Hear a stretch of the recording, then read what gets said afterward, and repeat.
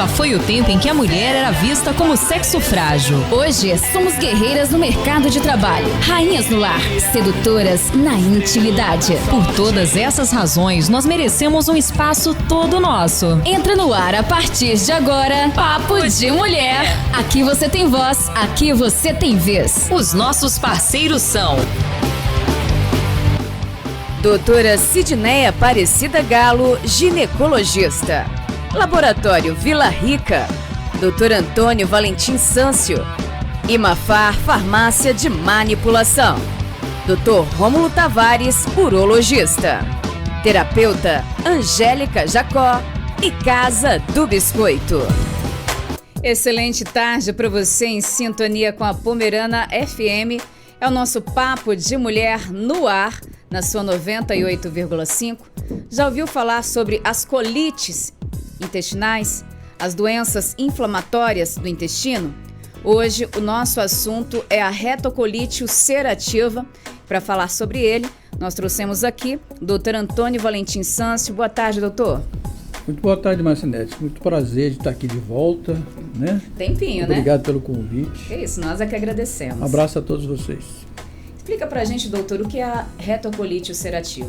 Como você acabou de falar, é um processo inflamatório que ocorre no colo e no reto. Por isso que se chama-se retocolite, ou seja, parte do intestino grosso, tá? Porque existem outras inflamações, por exemplo, a doença de Crohn, que ocorre mais no intestino delgado, é diferente da retocolite, tá? Então é um processo que nessa região ele forma crostas, úlceras, né? Naquela região do colo, e aí vem todos os sintomas que a pessoa vai Aquelas ter. feridas por dentro As do feridas intestino. é como se fosse realmente, como se o intestino por dentro fosse todo ferido. Uma coisa, não é uma doença contagiosa, então não se precisa se preocupar com isso, tá certo? Não tem... E uma coisa interessante, que ela é por surtos, ela dá um tempo, aí depois a pessoa melhora, Regride, passa um depois tempo, começa. depois volta outra vez, passa um tempo, volta outra vez, tá certo? É um negócio, ela é por ciclos, né? Então é um processo infeccioso, inflamatório, que ocorre no colo e no reto. Quando ocorre só no reto, a gente chama de proctite. Proctite. Quando ocorre do colo, só no colo, nós chamamos de colite. Se ocorre nos dois, a retocolite. Entendido. E quais os sintomas da retocolite ulcerativa? Pois é. O que acontece com isso aí? Imagina um intestino inflamado. Vai dar dor, muita dor. Cólicas, seguida de diarreia com muco e sangue. Porque o intestino está machucado lá dentro. Está todo machucado por dentro, que sangra, né? E dá cólica, gases intestinais, emagrecimento, perda de vitaminas, anemia, seguida de emagrecimento muito. Mas o mais importante é isso aí, é uma doença que dá muita dor. Diarreia com sangue e pus. Lembrando que a pessoa acaba de comer, aí já tem que correr para o banheiro. Exatamente. Esse é o principal sintoma da retocolite. Parece uma coisa incrível. A pessoa comeu, ela tem que correr, e uma outra urgência, né, de ir ao banheiro. Urgência de ir ao banheiro, tá? Às vezes vai no banheiro, e depois passa um tempo, parece que não funciona, tem que voltar outra vez. E assim vai. Então é um quadro complicado, né? Imagina. Você está andando numa rua, de repente, né, você está viajando, de repente. Então isso limita a pessoa demais. Claro, de sair, de fazer coisas, né, igual as outras pessoas. Isso. E o porquê dessa doença? Pois é, ninguém sabe, né? Por quê? Ninguém sabe. Existem vários tipos de pesquisas e teorias, que pode ser genética, que pode ser alérgica, que pode ser uma resposta a alimentos contaminados, alimentos industriais. Emocionais. Problemas emocionais, exatamente. Acontece muito isso. Se a pessoa teve um trauma psicológico e começa a apresentar esse quadro como se fosse uma autoagressão. Né? A gente não consegue uma doença explicar muito bem autoimune, por quê. Como se fosse uma doença autoimune, tá certo? E, em geral, qual o público mais atingido por ela? Olha só, não escolhe mulher nem homem, tá? Geralmente, entre 15 e 35 anos, mais ou menos, 30, 35 anos, é o auge da doença, tá? Aquele adolescente vai até 35 anos.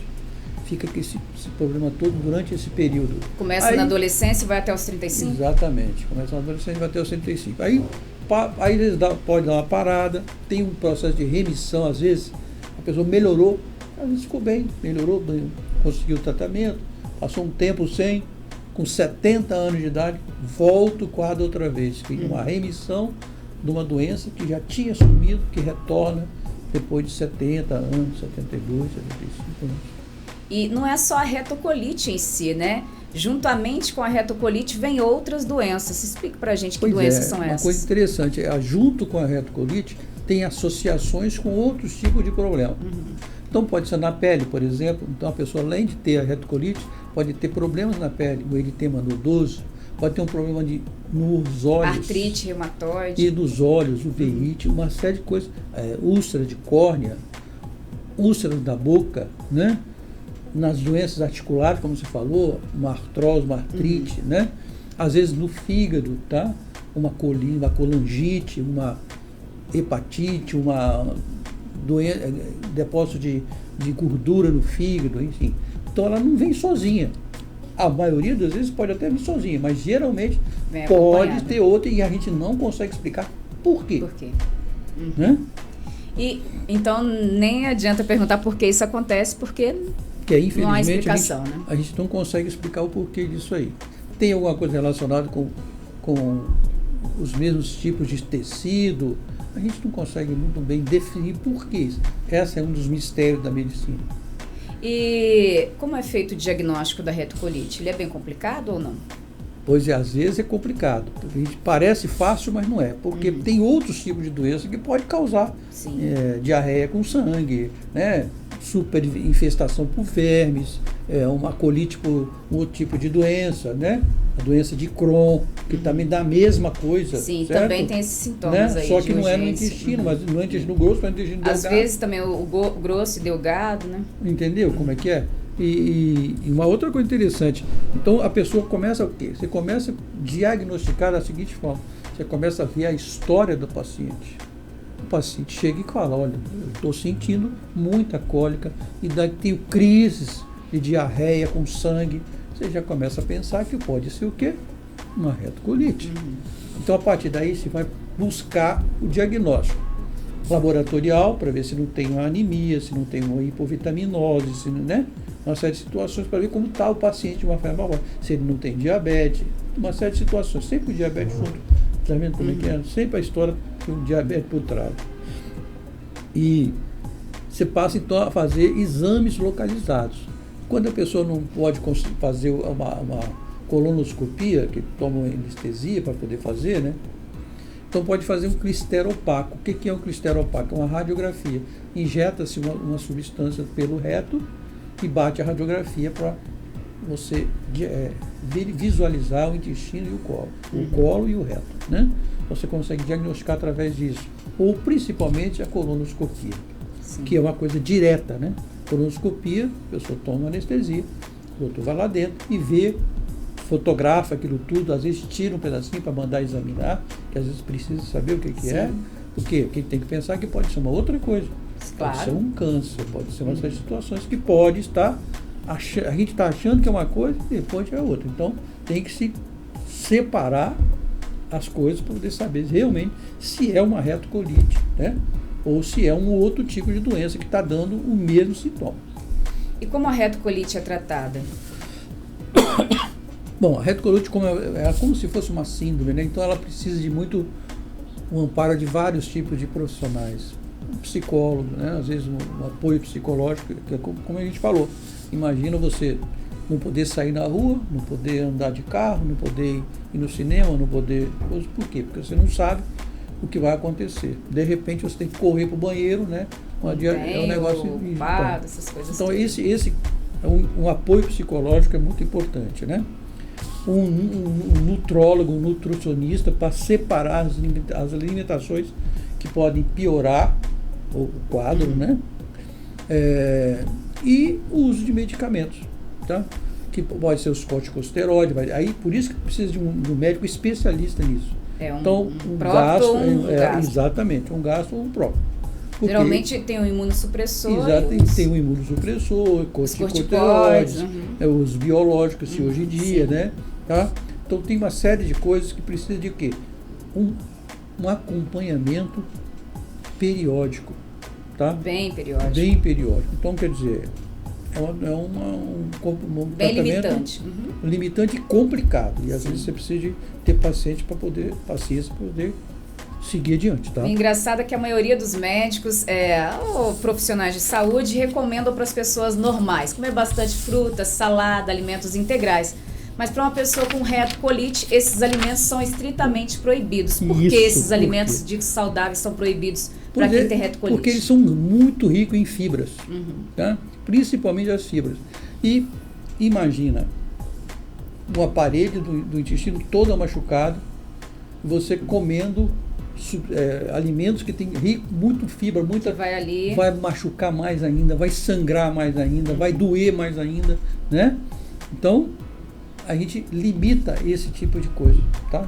Então, para a gente que, por exemplo, as frutas, as verduras, os legumes, a gente pode comer à vontade, porque é bom para quem não tem o problema, para quem tem o problema, mais na farinha branca, ou às vezes tem alergia a glúten também, mas coisas com tem que farinha lembrar branca. Que você tem que fazer, por isso que o nutrólogo é importante, porque ele tem que ter uma alimentação hipercalórica, ele tem que, às vezes, até hiperglicídica. Olha só como as coisas são. Suplementação de vitamina D, né? Não só vitamina D, todos os toda a vitamina que acaba. Que é um processo um processo muito entre ingerir, né, e exato, perder. é como se fosse uma torneira aberta que vai saindo o tempo todo. Você se alimenta, sai, se alimenta, sai. O que acontece? Vai dar um problema. Emagrecimento, né? Tristeza. Imagina. Claro. Imagina o que a pessoa, como não fica, né? Psicologicamente. Então, esses alimentos que são bons para nós têm que ser limitados e orientados pelo nutrólogo, tá? Quem tem retocolite ulcerativa tem mais chances de ter câncer do intestino? Pois é, infelizmente sim. Já tem estatística que pode dar câncer sim, tá? Tem até um quadrozinho que diz o seguinte, que a cada 10 anos da doença, você aumenta de 10 a 20% de chance de aquilo se transformar num câncer. Sim. Está vendo a importância de tratar? Sim. Ter acompanhamento direto para que você, se acontecer alguma coisa, você pegar logo e para o tratamento ser feito. Se você deixa para lá, isso pode se transformar realmente num câncer. Sim. E, além do câncer, quais as outras complicações da retocolite ulcerativa? Porque muitas vezes o paciente precisa de retirar parte do intestino. Pois é, infelizmente, esse é um tipo de tratamento às vezes. Às vezes, quando não tem outra saída, é preciso fazer cirurgia, retirar um pedaço do intestino, né? Aquele que não tem jeito, usar bolsa, uma série de situações que são usadas. Isso vai depender de cada caso, tá certo? Repor tudo que a gente falou, né? Junto com o que acontece, se ele tem lá um eritema nodoso, tem que tratar junto. Se ele tem lá uma hipovitaminose, tem que tratar junto. Se ele tem uma anemia, tem que tratar junto, né? Se ele tem um problema de visão ocular, tem que tratar junto, né? Enfim, tá? Tem tudo isso junto. Sim. E tem cura? E o prognóstico? Pois é. Até agora não tem cura. Tem uma condição que você pode acompanhar essa pessoa e inibir essa doença durante um tempo, certo? Melhora, volta. Lembra que eu falei? Que ela pode dar em ciclos, certo? Sim, então, quando dá a fase aguda, você tem que imediatamente tratar. Depois que melhora, diminui um pouquinho a imunossupressão, diminui os corticoides, né? E a pessoa volta a uma vida normal. Depois volta outra vez. Então, são fases da vida. Desculpa. Quando a pessoa tem um problema psicológico, geralmente ela acende, né? Estresse. Então, estresse. Por isso que a pessoa tem que ter um apoio psicológico, né? Claro. Fazer yoga. Até o próprio diagnóstico já é um aumento de estresse, né? De ansiedade, depressão, porque é bem complicado. E é importante que a pessoa saiba o que é a doença, certo? Estude. Tenha consciência de que essa é uma doença que não é totalmente tratável, mas é uma doença que pode ser controlada, pode melhorar bem Existem também outros dessas tipos de pessoas. tratamento, né, nos Estados Unidos que ainda não chegaram ao Brasil como forma de tratar, né? Isso, Mas a gente sabe que se Deus existe. quiser, vai chegar. A gente sempre chega Tratamentos por, até aqui sempre simples, chega às vezes, por para último, mas dores. chega. Né? Vai dar um tempo, um pouquinho, mas daqui a pouco tá aí, se Deus quiser. E à medida que vai aparecendo as novidades, a gente vai usando em cada paciente, dependendo de cada caso. Sim. E a melhor forma de prevenir nesse caso, não tem prevenção, é procurar ali, fazer o exame de imagem. Isso. A ultrassom ajuda nesses casos também? Pouca coisa. Pouca coisa, né? No caso específico do colo, ela não usa muito, mas pode ser usada, por exemplo, para ver o fígado, né? Com tem alguma certeza, coisa né? mais, Por né? exemplo, algumas vezes o medicamento causa aquela hepatite. por exemplo, a ultrassom pode sim ajudar sim. Por exemplo, se a pessoa tiver uma ruptura desse intestino, aí pode fazer um abdômen agudo, certo? Imagina. Ela rompe e as fezes caem dentro da barriga. Então você pode ter um abdômen agudo. Aí a ultrassonografia pode ajudar a diagnosticar isso aí, tá certo? Nunca achar que é normal ter uma urgência para ir ao banheiro. Nem dores. Se você tem uma urgência uma vez ou outra, tudo bem. Agora, mas ficar repetindo, isso não é normal e deve passa procurar um passa médico. 2 dias, 3 dias, 4 dias, toda vez a mesma coisa, toda vez a mesma coisa. Vamos olhar o que é, né? Pode ser alguma coisa relacionada com isso aí. Tem as fases da doença, tem os graus da doença. Ela pode ser leve, depois ela vai subindo, ela pode aumentar, ela pode chegar até romper, como a gente falou, né? Tá certo? Então depende de cada caso. Algum recado, doutor, para os nossos ouvintes? Não, um abraço para todo mundo. Espero que cada um tenha entendido o que é retocolite. Com certeza, se sim. conscientize do que é, né? E se que a gente for pensa necessário, que é raro, mas não é não, viu? não é raro não, tá? Isso pode acontecer e lembrar que existem outros tipos de doenças que também dão isso e que é importante saber quais são esses tipos de doenças, como por exemplo uma colite, outro tipo de colite, outra inflamação, outra coisa, ou então a doença de Crohn, que é mais complicada do que a retocolite, bem mais complicada, tá? Dá mais ruptura da alça, enfim. Então, quer dizer, não é bobeira. Uma vez ou outra, tive uma diarreia hoje. É diferente. Mas aí começa uma vez, 2 vezes, 3 vezes. Ainda com sangue e muco. E aí sangue e muco. Vamos prestar atenção no que é, não é? Tá? Com certeza. Muito obrigada por sua presença mais uma vez aqui no nosso Papo de Mulher e uma boa tarde. Muito boa tarde a todos. E por hoje é só. Beijo grande para você e até o nosso próximo encontro. Tchau, tchau.